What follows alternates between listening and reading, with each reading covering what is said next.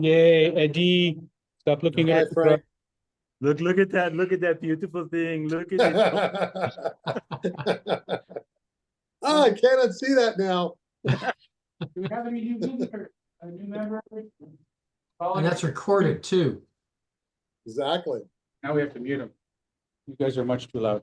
How do you mute these guys? Oh, just turn off the computer. That's probably the easiest. Based on our agenda, welcome to our April meeting. Coffee was a well-attended one. Number 2 after the pizza one. So we'll go through the agenda so we can get to the hustling and trading. And we hit record, Stuart. So hit record, yeah. But I don't know how to mute them. IPMS Canada news, irritating. none, because we didn't have a meeting. In April. I was out gallivanting. So we're gonna have some news. The news article should be coming out. El Presidente. That should be out in the next couple of Frank. weeks. Microphone. There's no point in recording. Well, they can hear. I was loud. I'm obnoxious. I am obnoxious. This is what I took over from Jeff when he was. Anyway, yes, basically IPMS Canada. We didn't have a meeting this month because a couple of the executive couldn't make it. But we're still moving forward on like some issues like a store.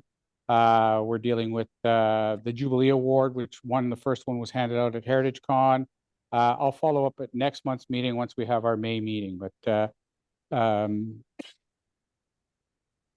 that'll be about it. The Wandering Frank. So I had some adventures I thought I'd share because it's about the hobby. So I'm just gonna share my screen. Well, this is Jeff's title, so I like that. So it's on every screen for those of you who want to see it. Just put these guys away. So over the last couple weeks, come on, yeah. I went on some adventures. So the first thing to talk about is this TV show that we were approached through IPMS. So basically a couple weeks ago, I went to a place called Little Canada. This is some shots of Little Canada. For a place that's been there for 3 years, shockingly, I've never heard of it.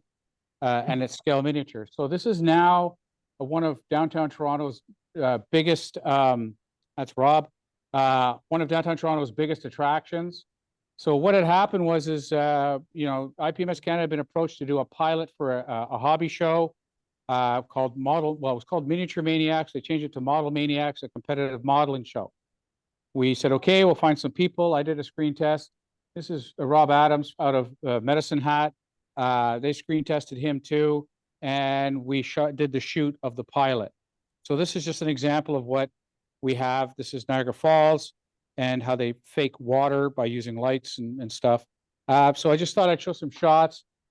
This is it. It's at Yonge and Dundas. It's $40 for an adult to get in.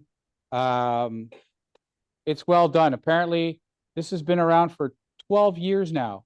9 years it was being constructed before it was premiered. From my understanding, some millionaire gentleman commissioned it, and based on if those of you have been to Holland, Madurodam, and there's one I don't know what it's called in the Reich and Germany, okay? Wonderland. So this guy thought this would be a great idea, so they worked on it for 9 years. It's been set up for 3, and it's open to the public. It's a big deal. So if you're at Yonge and Dundas, you can go see it. So just some quick shots. It's very well done. It's in HO scale. You can tell the age because when you recognize all the railroad stuff, that's the early part of the display, and then they started handcrafting materials as they moved forward. So this is just an example. I turned the volume off. There's plenty of noise. It runs on a pretty cool cycle. Every 9 minutes, it becomes nighttime. So there's Toronto. You can tell by the apathy of its citizens. Rob's from Alberta. He didn't realize that people who don't come from Toronto don't like Toronto.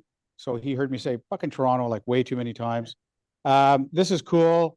This is Scotiabank for the Raptors. So it has a little flashing. There's the choo-choo trains again. That's Rob almost falling into the Sky Dome. The roof retracts. So when they're done at night, they actually do close the roof, which is kind of cool. CN Tower does the light show. And then when nighttime kicks in, everything is lit. Yeah, there's a blockage on the DVP. No shit, Sherlock. So again, this is I think this is the GTA one. That's the original Tim Hortons that they rebuilt. I got a close-up shot, but that's the Hamilton area that they're showing, and then the obnoxious children everywhere. So there's the original Timmy's they recreated. I like my kids, not other people's. Original Timmy's that was built. This is the switching room for all the trains and vehicles that are going on, which was crowded with old train guys going, "Oh, I wish I had that in my basement." It was pretty impressive. Armor. This is Majors Hill Park. So if you're from Ottawa, there's something in Majors Hill Park that's missing, but we'll leave that for later. That's the gallery. You got Parliament. So I mean, it's an impressive job. And if you're willing to pay a ridiculous amount of money, they'll actually scan you and put you in here where you want. So they'll do 3D scan. If you want a large figure, it's like $400. If you want a little figure placed where you want, it's $60 to go in there. And you can choose. And then we go to La Belle Province, where apparently it's always snowing. Yeah, there's Easter eggs everywhere in this place. So that's Cthulhu, I figured, was what's coming out of there. There is a house with aliens on it and a spaceship. But it's just to make it fun for the kids. Like there's a moose hunt. There's little moose everywhere, everywhere. And if you can find the moose, you can, it's just to make it, for the kids. I go, "Oh, Mom, can we just go outside and smoke some weed?" Like there's a moose at the bottom of the bridge. Because there was a lot of that going on. So, really nicely done as they progressed. Easter eggs, I think I got different seasons, my finger. Yeah. The houses are rocking. So there we go, sisters. So then it's at night. So it's pretty impressive, all things considered. So good place to go for a visit. This was the level of detail that the TV show wanted. You guys, Actually, you want to laugh? Yeah. So there's Signal Hill, and look at that, eh? Na na na na na na na na. Batman. And so this is us shooting. So here's the gist of it. They wanted two teams, competitive, making a model. So they said, "We're going to send you a model." I said, "Thank you." They sent me the 400 scale Airfix Titanic. They said, "Build as much of it as you can." Okay, that's all they told us. So I'm a dad, Rob's a dad, we have lives, we have jobs. I spent 28 hours on the Easter weekend putting the Titanic together. It's an Airfix kit. It's not bad. It's multicolored, so we figured we could avoid painting it. And then we get to the shoot, and I meet Spencer. And Spencer is my competition. "Spencer, do you build models?" "Well, yeah. I've been working for Little Canada for 6 years. I own my own production studio. I do movie and TV miniature effects. I've also been commissioned, and 3 of my works are in museums in France." So I said our famous line from the podcast, "Fuck that guy." And then the petite Asian lady showed up, and I said, "Ohio, what do you," and she's like, "Oh yes, I have a PhD in architectural design. I've been working here now for the last 2 years." Right? So we're like, right? That hurt. Yeah. And then Rob started sneaking around, and he found out that Spencer had spent over 200 hours working on the project before we even got there. And so we didn't know what we were doing. So they said, "All right, we want you to do the ship launching." I said, "What?" So we want iconic. So you're going to do the Titanic leaving Southampton Harbor. I said, "We have to build the pier and all that stuff." So we started doing some research. They sent us pictures, and they were focusing on the cranes. I said, "Oh, the cranes are important. The cranes. Yes, no problem." Talking to Dave, said, "How are we going to get a 400 scale crane?" "I don't know." So the phone lines became burning. I called Mr. Webb and I called Mr. Tucker, owners of 3D Prints. And so both of them were asked if they could print cranes for us. And what did Bill print? Bill printed from an STL file called Southampton Wharf Crane 1911. I don't know, that's not very close. Pretty accurate, right? And then actually Ron found a similar one, not quite, but Ron's were actually pretty good STL files. I don't know where he found those. Like he did, because Bill had challenges. The original file was for a crane that was about 3 feet tall. And he brought it down to N scale, HO scale. HO scale. And then Ron did N scale because my plan was to build that. So they sent us, this is great. They sent me the ship, and then in Alberta, they sent Rob the money. So Rob sent me the money. And I made Richard very happy at Broughdale because I had $750. I think we went through $560 just at Broughdale. And I'll give Richard credit. We were trying to get a smoke generator because they wanted the funnels to smoke. And Richard was able to get me a smoke generator, but it would have been half my budget to get it in because it's, of course, Easter weekend. So Richard was great. I made him laugh. If you ask him about Frank showing up with the model stuff, yeah, my grandpa was the engineer and then all that stuff. So book an hour, but I made him money. So he made bank off me. He's a happy guy, but it was wonderful that he was actually going to try to get us this smoker, but it would have been about $200 to get it. And that was just like not happening. So get the supplies together. We, Rob goes to Toronto. I go to Toronto. I meet him. We've been friends for 5 years. First time we've seen each other face to face. We hugged, we kissed, we had a great time. We danced. And then we went to the shoot. So we went to Little Canada. We're there for 1 o'clock. They can't shoot until 6 because it's got to be closed. It's the most incredible amount of equipment in here. Like they spent the whole, like it was ridiculous. I was more focused on other stuff like, so this is just them showing up. This is the work surface they gave us. And I didn't take pictures early on because we were busy. We had to do the wharf. We decided to do the wharf in what's that term again? By perspective. So we did a perspective view. We started at N scale at one end and went to 450 at the other end. Yeah, forced perspective. Because we didn't know when we showed up, I said, you have a 3 foot by 3 foot plinth. So that was the size we had. The other guy showed up with 4 3 foot by 3 foot plinths of different stages of construction. So they could look like they were doing it. I'm like, fuck that guy. I turned into Lewis Black. If you don't know who he is, Google him. He's funny, but I turned into Lewis Black. So I got a little bit more pissed off. And then Rob got really angry. And because I'm sitting working and he looks behind me and he's like, what the fuck? They had like 6 electric motors for making the rowboats. They were doing the ship sinking. So they had little motors for the boats. He's like, dude, that's like $1,000 worth of electrical equipment back there. I had 2 sets of Bandai lights that cost me what, Pete? $50? Because I bought them. Because Pete got the rest of my money, by the way. In case you're wondering, I like to home buy. So what Richard didn't get, Neo Tokyo got. I spent the rest of it there. And so so they had all this stuff. So this is me setting up the boat and I couldn't finish it because it has to smoke. It has to smoke. So they gave us some railroad smokers. And yeah, no. I got it to smoke, right? And they were obsessed that the Titanic only had 3 working funnels. Everyone knows this, or didn't you?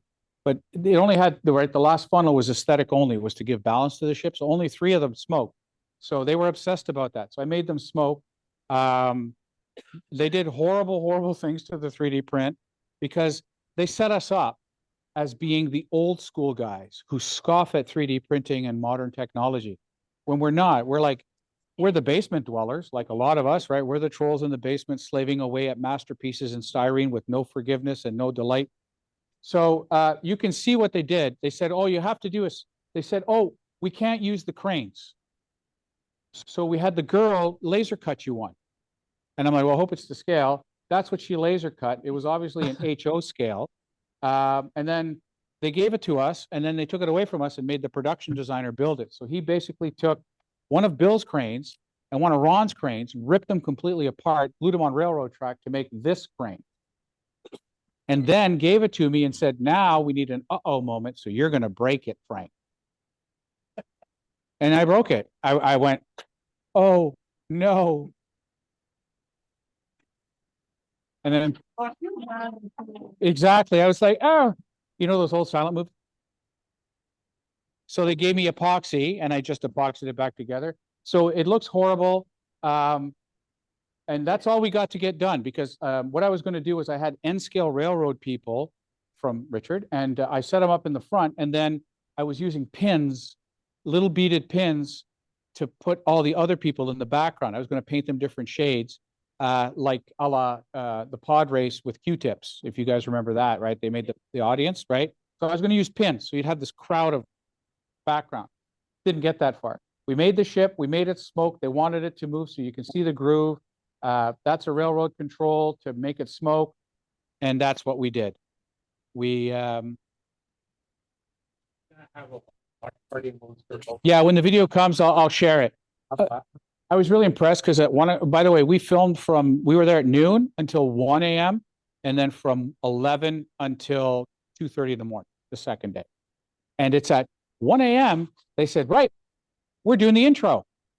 So that was the beginning of the show. So we had to be full of energy and juicy. And then they did the interviews. And I was pretty okay. But Rob had not smoked in 4 hours and had nothing to drink. And he was cranky as AF. Yeah, it was rough. I took this picture just because in the Hamilton area, they do have the Banting House. So there's a little touch of London in there. I thought that was kind of nice to share with the group. I want to make sure to take a picture of that. So that's us at about 1 a.m. And so this is Daryl, the production designer, AKA MacGyver. He was awesome. Very inappropriate. We had a great time together, right? Because we had to cut foam. I said, you better cut it straight. He goes, hey, I may be gay, but I cut straight. And I said, I may be straight, but I cut fabulous. Yeah. So we got the boat to move. We were trying to use magnets, but the epoxy didn't work. So we just used fishing wire, drilled a hole so we could pull it. We had the crane move. And then it's a probe camera. Ed, you'll be familiar with this for the colonoscopies, but basically it's a long, stiff probe. And they actually pushed it down over the people through the crane as the boat's moving. So it went well. You can see the smoke. I did have smoke. It was actually smoking really good. That's another thing that pissed me off, right? I made the smokestacks. I'm field testing it. No, don't put anything in there. No, I need to make sure they work. No. I'm like, yo, lady, like, right? Come on. Nope. So until they were filming, that's the first time I was able to see if the smoke actually worked on the smokestack. So I was prayer helps. They want to do the show, right? So I'll get you better. The plinth, by the way, they used actual mattress foam. So when we airbrushed it, Rob went through, we were coating it in clear blue. He went through a piece about that big, sucked up an entire bottle of clear blue. So we ended up going through about 8 bottles of Tamiya paint just to get it to look decent. Like it was a bit of a chore. So it's Hollywood.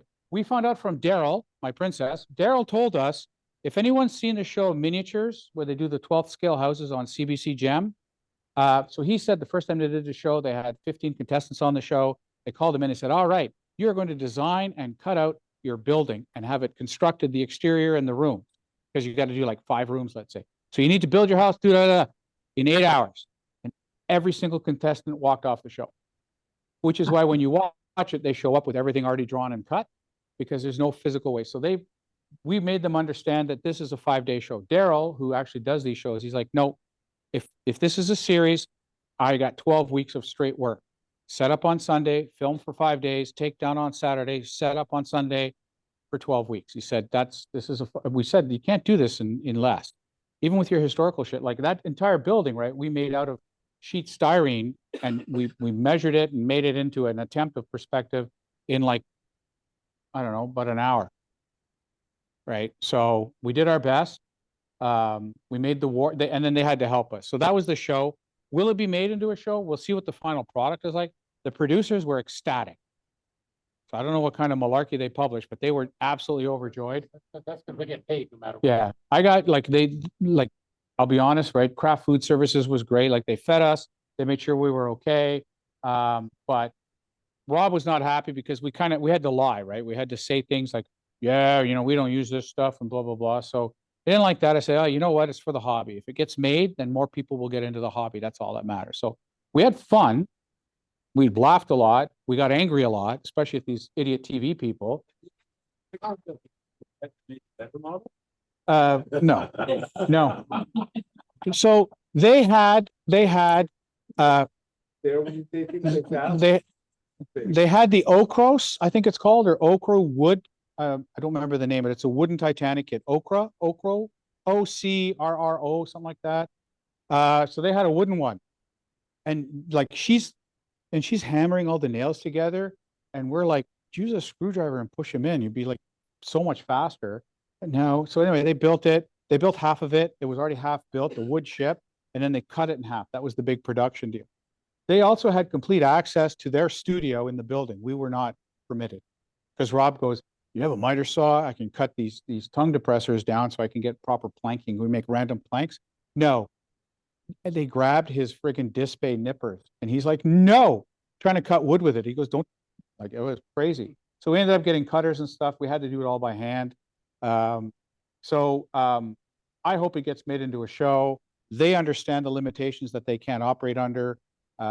We can recreate moments in history, but if you're using a kit, that's fine, but you got to work within the restraints of the kit. On camera, I was watching because that's what Daryl's watching the monitor. It actually looks kind of cool. My little people and stuff, like it's kind of okay. It's a bit bleak. But you know, we made it happen. The other guys had the rowboats going up and down. He 3D printed all the people. He 3D printed all the rowboats. He did multiple scales. So basically, they barely did any work at the show. So you can see what it looks like from the camera, right? Like my little pipples. And we made it set at that angle. So it kind of looks cool at that perspective. And then we don't know who won because they said we both won. Yay. Yeah. We both had to do the you win thing. So you can see the cameras going in. So my little people were actually, I have to thank Richard. They were dressed appropriate. There's no mini skirts or weird stuff, right? So everyone's kind of looking appropriate. They had little conductor guys. So, I mean, the crane's way out of scale. That was a lot of work. And then, of course, 4 days later, I go to AMPS. Has anyone been to an AMPS meet? No. So I went to AMPS Nationals. This is us judging. I'll tell you right now, the biggest difference between an AMPS show and an IPMS show is how they judge, right? Because all the models, you can see they're all in the back when you enter your kits. All the kits are taken to a staging area. Their record keeping was fantastic. You registered online. It really, really did a good job. You print your forms out, they cross-check, make sure you're right. It goes in the back with the number. And then when you're in the back, there's 4 judges. One's a table captain. You've got pre-printed sheets. Every kit gets a score based on points for a total of 30 points. But each page has got, basically it's got 10 points on it. And you start taking away points for issues. If there's a seam, half a point. If there's gaps, half a point. If their wheels are not touching, whatever, they cover build, construction, weathering, continuity of finish, overall scope of work, complexity gets you an extra point. And then one thing they have, which is big, is a brag sheet where you fill out a document that talks about either the research you did, or if Duncan made a specific plane, in his case, this is a picture of the plane that I recreated in my kit, right? Or you know, putting it all together like that. Or what work did you do? Pictures of it like naked, showing all the photo etch and stuff, things you did, corrections. So it's a bit of a brag sheet. You provide a brag or research sheet, you get a half point tacked on. So it's a nice way to kind of cover off or stuff like that. The problem, the controversy we had with judging was that if you find a seam, you take a half point, make a note of it. You find a thumbprint, you make a note of it, take a half point. But sometimes all the judges would take off that half point, right? And it's best 3. So that means your one mistake now costs you 1.5 points instead of a half point. So it's moving a lot of medals from people from a medal win to no win, right? It takes a gold, makes it a silver or bronze or nothing. So that was a bit of an issue, which will be brought up quite publicly in the near future, apparently. So stay tuned. But I like the system. If like our table, we followed the instruction. So Dave Morris was our table captain. He was at Heritage Con. Dr. Dave's great guy, but the kit comes on a little turntable and then we start talking about it. And really it's more about like our group was building up, right? Is it that bad? Don't take the point off. So you'd gig people for big obvious mistakes. If not, right, it's on the quality of the build. So, you know, we gave quite a few gold, silvers, and bronze out because there was a lot. And it's all armor, which was kind of weird. I'm an armor guy-ish, but this was just nothing but armor heads. The vendors, everything was armor oriented, except for one huge section of Zukimuras that were all 20% off and already discounted. So maybe next AMPS Nationals we'll take some orders. So that's the judging. So we're going through. Everyone's pointing out their sticks on the turntable. Like this canteen here got a gold. It's called had a great name. Basically, this dog is distracting. There's another dog pulling a link of sausages out of a box. But the only thing we gigged them on is this one hatch. It actually didn't connect properly. It had popped off of its hinge. So you lost that on a construction for a half a point. But otherwise, this was a gold medal winning build. It was amazing. Like the kit, the stovepipe was bent a little bit, but one of the guys actually recognized it as a kit issue. So we said, you know what, we're like, it's a kit issue, so don't even dock him for it. Why? It's not his fault. And not straightening it doesn't take away from the fact that it looks more real. So, you know, it's sitting, the groundwork was really nice. The dogs were really well painted. So that got almost a perfect score, 29.5 out of 30. So, which was nice to see. And so this is the room where all the judges, these are all being judged, about to be judged. They haven't been looked at yet. That was the raffle table. If you zoom in, it is literally nothing but steel. This is my friend's Gamma. If anyone's ever bought something from Panzer Concepts, BJ DeBecker owns Panzer Concept. This is his all resin World War I Gamma gun, which he pulled out at our house, and half of us quit the hobby. He brought that in, and this won People's Choice and Best World War I. And it's massive and it's ridiculously impressive. We got to see some cool stuff like that you don't always see. So I just picture that. Again, just another example of the, you know, this one, Best Figures, they started putting figures in. This guy's figure work, like the marble, I judged this one. This one was a 3.0. This was a perfect score. This actually won Best Figure at the show. Absolutely, the coloring, paint, everything was absolutely fantastic. Even the little belt buckles down at the bottom, right, all in 1/35. Just an example of a nicely done tank. This is Dave Vickers. He's a master modeler with amps.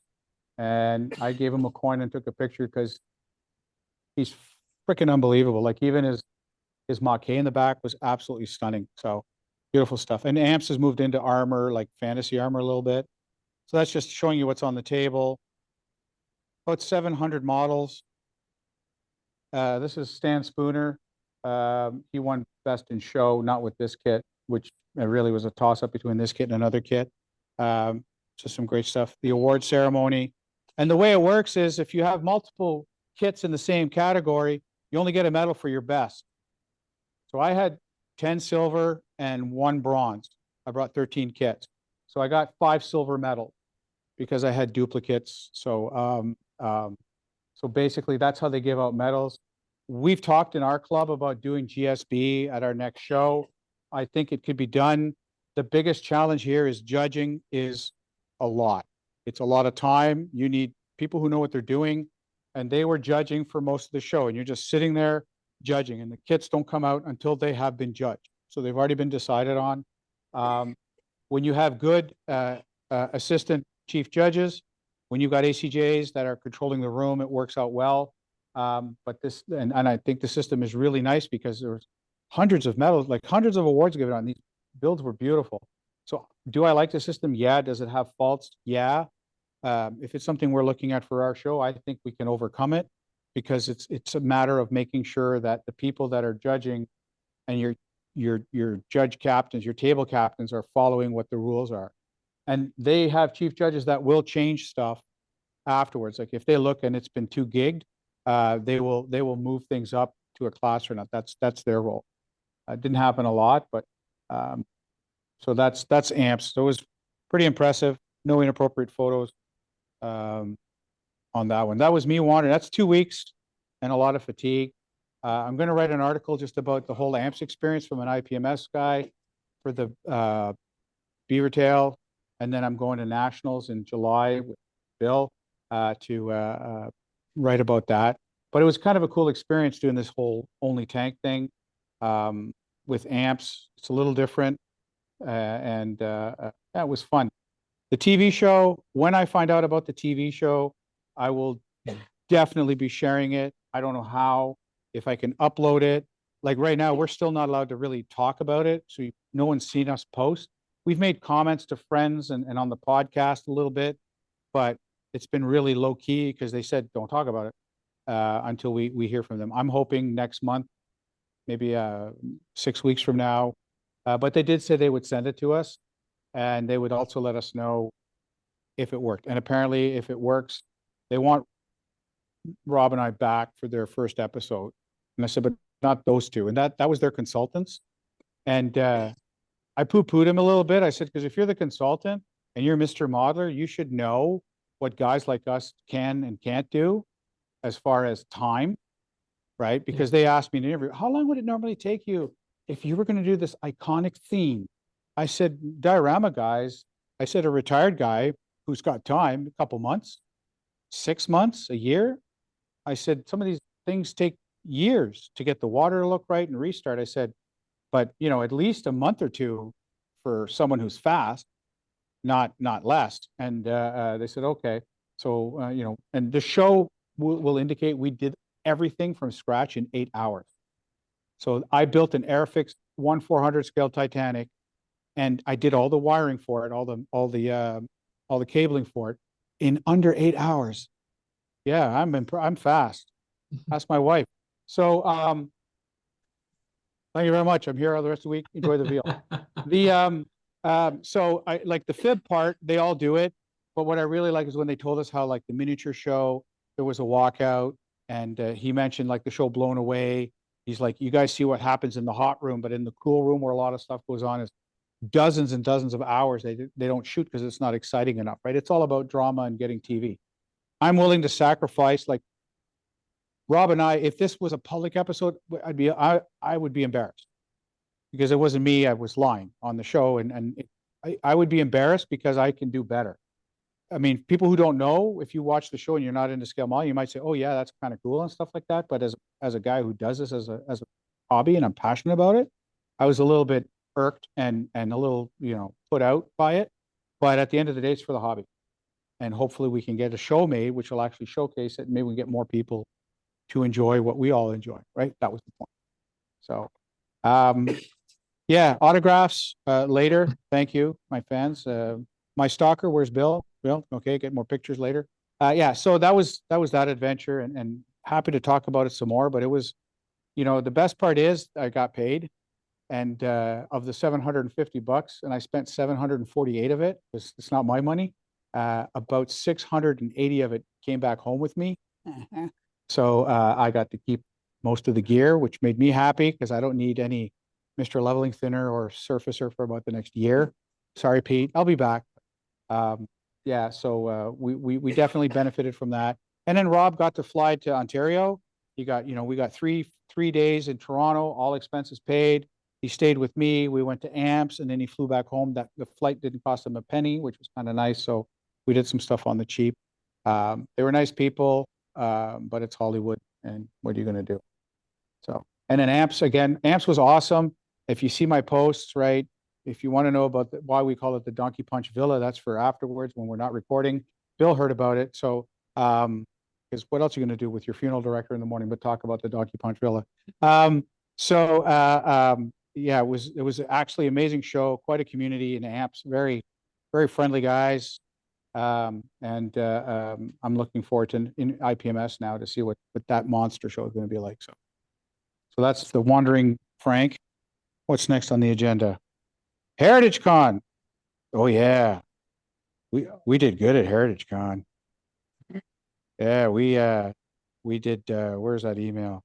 So Jeff asked around if we missed anyone. I got a bronze and a gold at Heritage Con. Jeff got a silver or bronze because they gave him a bronze, but they said he got a silver. So we're going to go with silver, and that it just tarnished because of the deal he made with the devil all those years ago. Duncan McIntosh, 2 golds and a silver.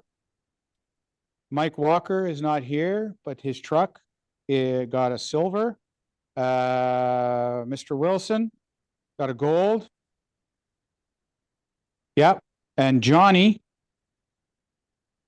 Johan? No, Johnny, son of a, Johnny got 2 gold and a bronze. And, anyone else? Bill Webb. William Webb won a gold, bronze. Anyone else? So we did well as usual as our club. Was pretty happy to see that. So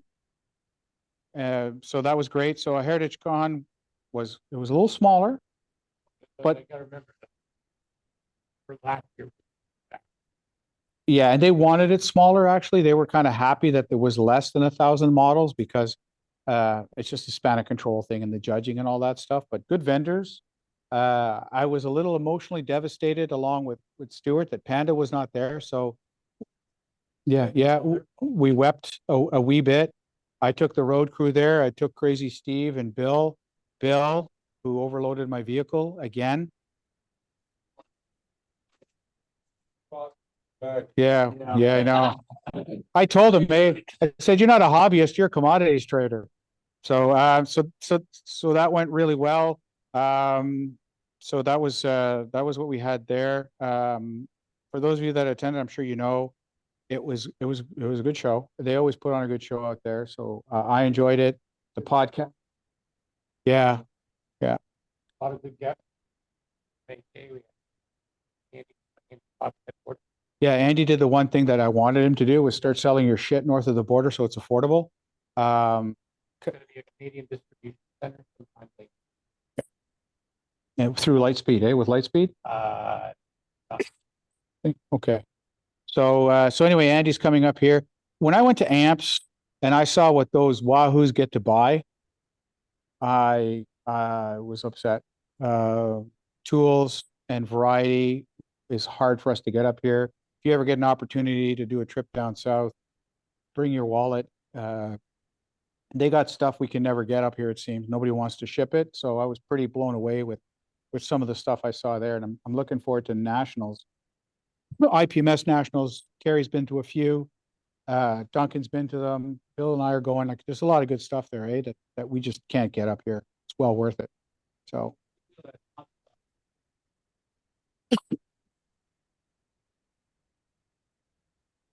Yeah, I bought a saw, I bought a microblade saw there, and it's phenomenal. I paid $12. I'm like, I can't even find it up here for less than 30 or 40. Like, it's just stupid, right? Even what's it called? Solvaset. Walter's Solvaset. I paid $6. And Richard's the only one that really carries it. So I was pretty pleased. So yeah, Heritage Con, great. All right, 2025 show. We are looking for volunteers. Dave and Mary already stepped up for their usual participation in the raffle table. Thank you very much, Mary, for supervising Dave another year. Appreciate that. So we're looking for folks to step up. So the easiest way, Bill, are you, I'm not gonna be. but you stepped up. So, I'm there. all right, is anyone else? Peter? Bill? Wee Willie Dawson? Captain Starfield? That's Peter? Star-Lord. Yeah, Star-Lord and the Velvet Fog.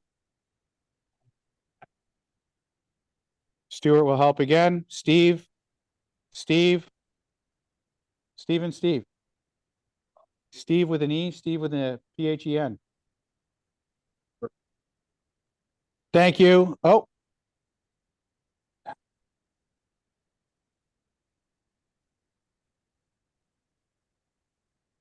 Yeah, Bill. Thank you, sir. Anyone else? Give me your emails, because then we'll get you access to the appropriate legal stuff. I'll take care of the back. And as club executives, we will always be there to help. Bill, Moneybags, Webb, and Jeff and I, of course, will be willing to help. With everything else, I can't do sponsorships and stuff anymore. So thank you for those and if you're thinking about it, you change your mind, just email us. We'll get you on the list. Thank you. Yeah, I'll take care. We're looking at doing the same venue. If everyone's okay with that, I will not now, but I will make those arrangements and get our discount, right? I get us what, almost $600-700 off. So the college is more than happy to work with us again. Speaking of the college, we have a new building, F building. It's like the highlight of the campus, but it's got display cabinets. So I've been asked by the lady who runs it if IPMS London would like to stock the display cabinet with some models. And then we can put IPMS on there as far as information, because we meet here. We got 2 shelves. I'd like a bit of variety, like an aircraft. The Zeppelin might be a bit big for it, but I got enough room for 1 or 2 aircraft. I'd like one of your Zykus that you do or something like that, because or a Gundam. Yeah, well, he knows.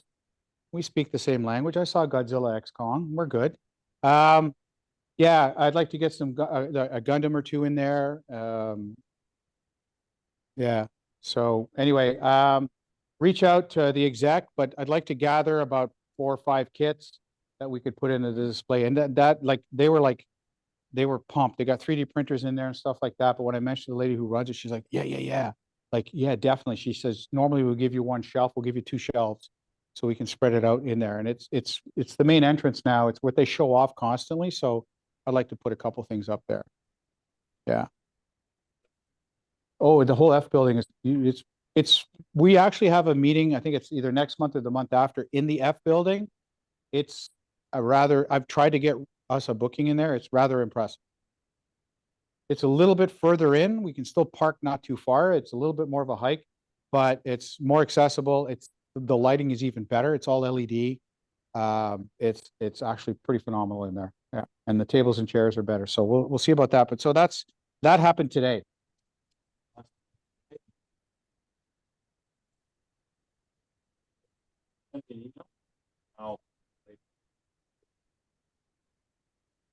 I'll arrange to, yeah. I'll arrange it. Yeah, I'm just looking for some quality variety. I'd like to make it, we have a huge international student population.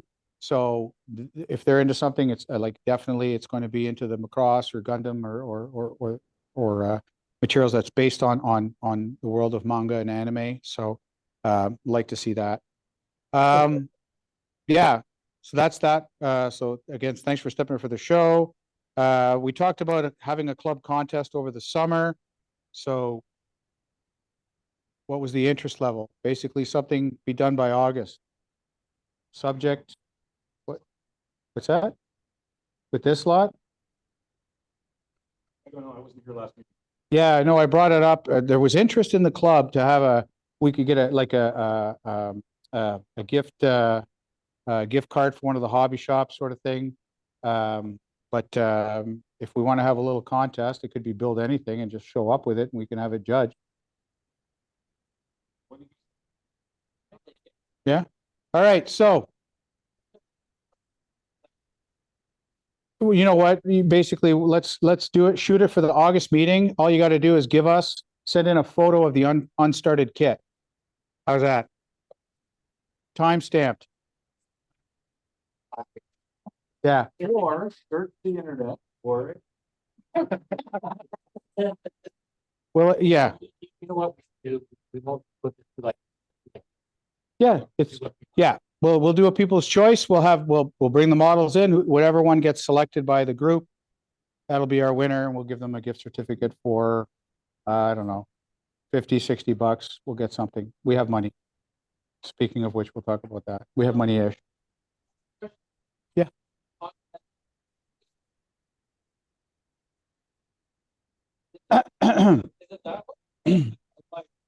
Okay. Yeah, we have a Maquet Korea. I got a second kit out of the States. It was awesome. So yeah, it started when the Lincoln Wright episode dropped. Yeah. Yeah, you'll be good. So the volunteers club contest. So whatever you want to build in August meeting, we will judge it. People's choice. The group will decide. Whichever one wins, we'll get a gift certificate for one of the hobby shops. Well, let's do September then. September meeting. All right. Well, that's for me. I don't work in August. I can get like 6 or 7 kits built. Steve Adriano, who founded AMPS, said to me, Jesus, Frank, he goes, you're the fastest builder I've ever seen. He goes, imagine if you slowed down how many golds you would win. I'm like, where's the fun in that? And then I mentioned my buddy Rob. I said, Rob's pretty quick. He goes, he's a savant. We can't fix that. So the donkey, I'll tell you that one later. You'll like that. All right. And now the display table. We'll go through, Stuart, did you want to highlight photos for the crew here? It's going to be okay. Can we show Michael's? Yeah. Michael Hill? Mike, you want to share your screen? No, no, I don't, but I will.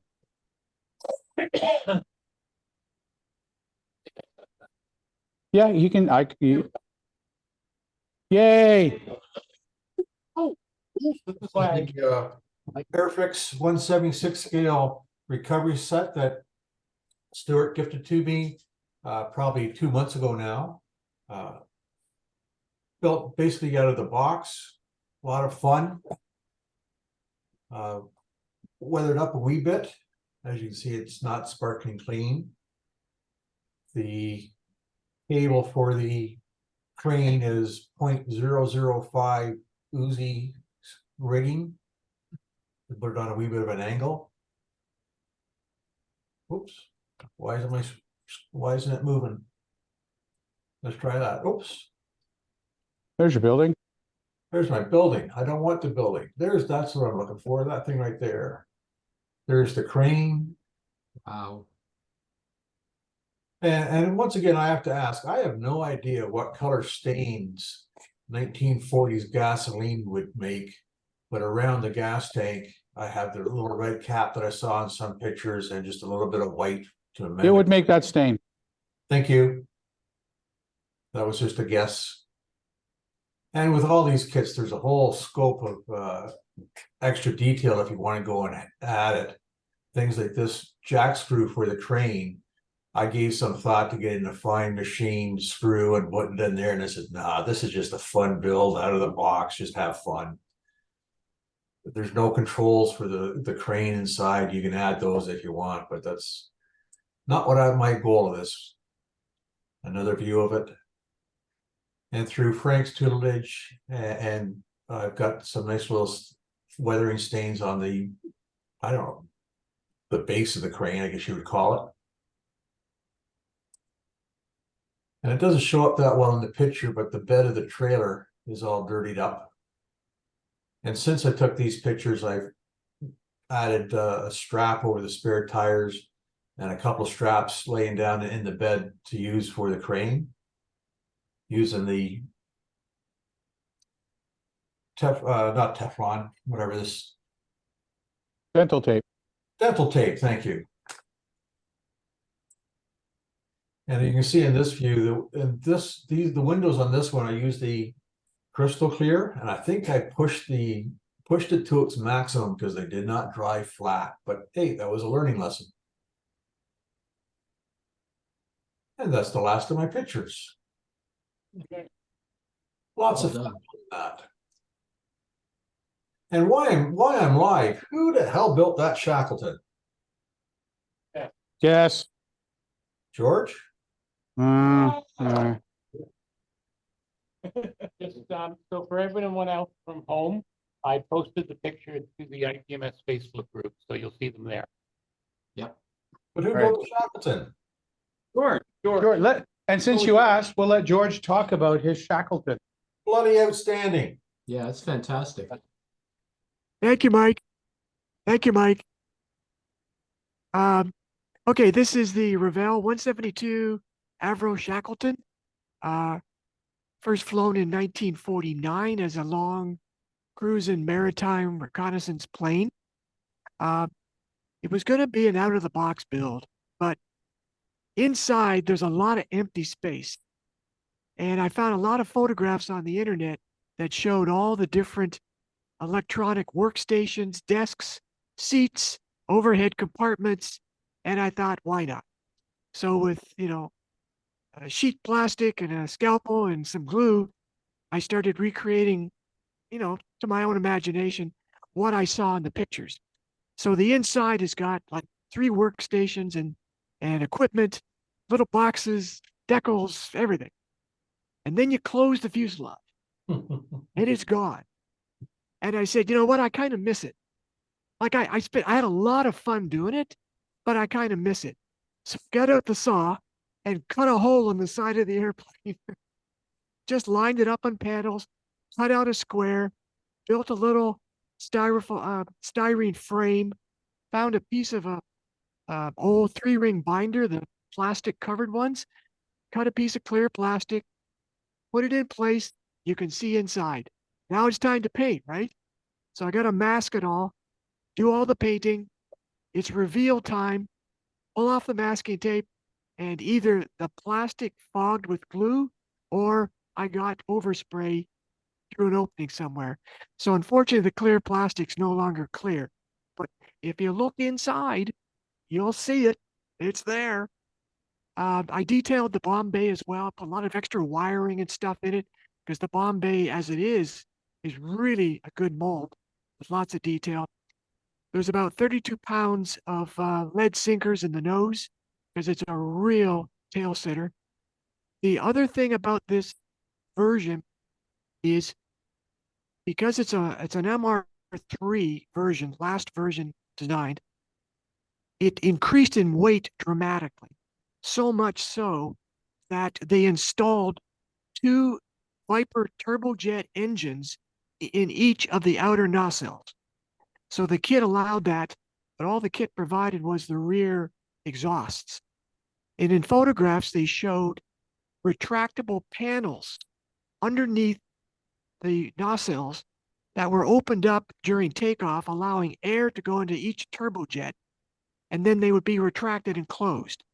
So I cut open the nacelles, built the ductwork, put in a couple of spare jet intake pieces in the nacelles, and then built the retractable panels with the little levers that would let it to go up and down. You can't see any of it, but you can see the panels that are extended, which would make sense during takeoff. So I thought that added a bit more interest to the plane. The rest of the standard decals, standard paint, washes with oils, and we're done. Wow. Really nice. May I add to a piece of useless information about the Shackleton? Yes, please. Tell us. Early in its career, one of its unique features, show off features, was during the air show season in the UK. On a Saturday afternoon at the end of the air show, a Shackleton would take off for its long-range maritime patrol. Sunday afternoon, at the beginning of the air show, the Shackleton would land. So something like 21 or 22 hours in the air, just droning around. Cool. Great job, George.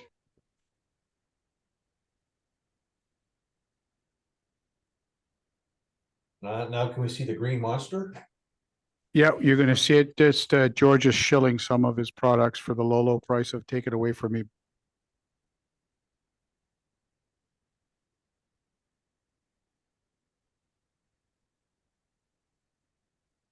Thanks, George. And now, because Michael asked, the big green monster. No, the other one. Yeah, this is my 138 I bought at the our show. A 148 scale. It's made by Wow. who? He said it was an Italian. Italian. Because I couldn't buy parts for the first one. This is my second build of the same bird. So I got smart and I left all the parts that blew apart on me on the first one off the plane until I'm ready to seal it up. My wife, Mary, she built cargo boxes inside the cargo bay. And it's not quite finished because if you notice, there's tails missing. That's all I got.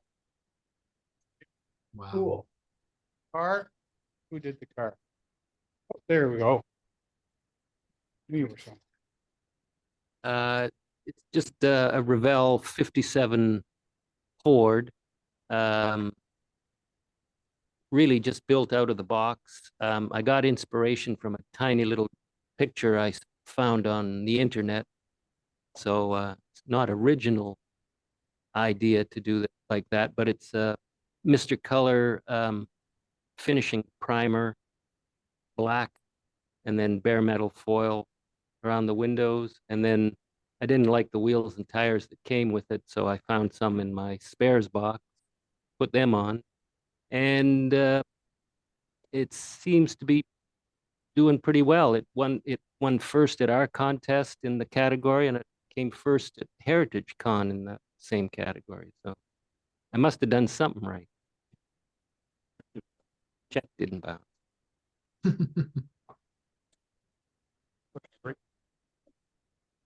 Oh yeah, in fine scale, yeah, it was really chuffed because there was a thing under my model that said, "Oh, we'd like to photograph fine scale modeling." So and I just noticed today, if you go on Facebook, their Facebook page, they show a few pictures that they took from Heritage Con. Frank, one of your models are there, and my car is too. Posted links on the IPMS Canada and IPMS Workbench to that gallery. Yeah, Yeah. yeah, it's great. pretty cool. I was pretty excited. Me too. I Well, was, yeah. I read fine scale modeler since. Okay. That's kind of cool stuff, yeah. Happened to be at AMPS too, so that was kind of neat. The Mooseroot Cup will be in FSM. Mr. Goodman. Staging. Tell us a story. Hello, hello. Does this work? Is this on? Okay. Yep. So that's my next Shelf Queen completion. I've been knocking out about a finished build, one per month, just going through my Shelf Queen ride. And that's a 1/72nd vintage MI kit of a fictional plane called Legios. So I went one step further and did it as a Macross plane. So it's in the UN Spacey livery. So the plastic was a bit brittle. Like it was definitely it was a nice little kit, but the age was showing. So like part of it crumbled away. But I actually rebuilt the cockpit. So it's got some detail in there. And I beefed up the landing gear to make it Navy appropriate, added an arrestor hook. I rebuilt the back end. So like the thrusters and they're all done up. And I added lights to it that weren't there. That kind of stuff wasn't included in those early 80s kits. And I painted it up sort of inspired by a F-15J, like the Japanese style camouflage. And I think it turned out pretty well. Yeah, happy that I scratch built a Nimitz style carrier deck for it. And yeah, so that's it was a little bit of work, but happy to get another one off the books there. As always. And I think that's it, eh? Yeah, I already talked Wanna talk about it again? No. Jeff Zeppelin, ladies and gentlemen, thank you. Thank you very much. Okay, so I know. Jeff Zeppelin, yeah. Geoff Zeppelin. So now we're at the highlight of the evening where I shut up and we swap. So Bill will be taking 50/50. We'll just do a big shout out later for the draw, but we have 50/50 tickets. Support your club, support your habit. We still have poker chips. We sell them in blocks of 10. So they are blocks of 10 for the poker chips, and it's $1 a piece. So 10 for 10. Thank you very much. Very popular. We spread some out at Heritage Con. People would post pictures of it. They were quite chuffed. I've done the same with my podcast. I've seen other clubs do it. That Gamma that I showed you at AMPS had like 4 of them, which was really pleasing to the builder. So if you want some chips, we have those for sale too. The other thing I wanted to mention is for those that are interested, this Saturday is oh, good Lord. At at, Games Workshop, Game Chamber. And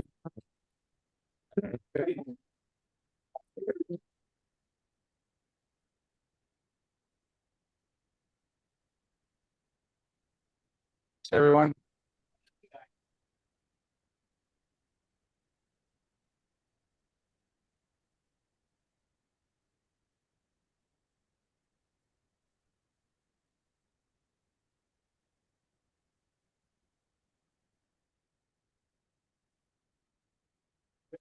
Yeah. Cool. I got some podcast t-shirts for sale if anyone's interested. anybody looking for reading material?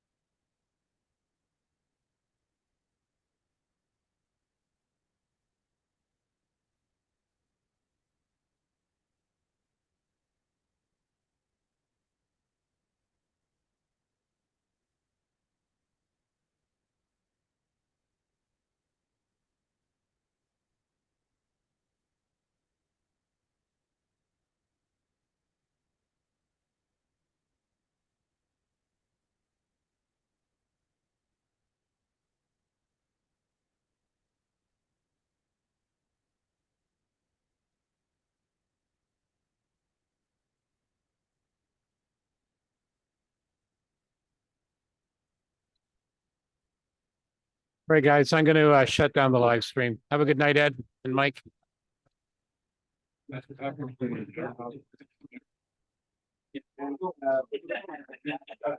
They are people that have the time. And the time. I'll find a quick.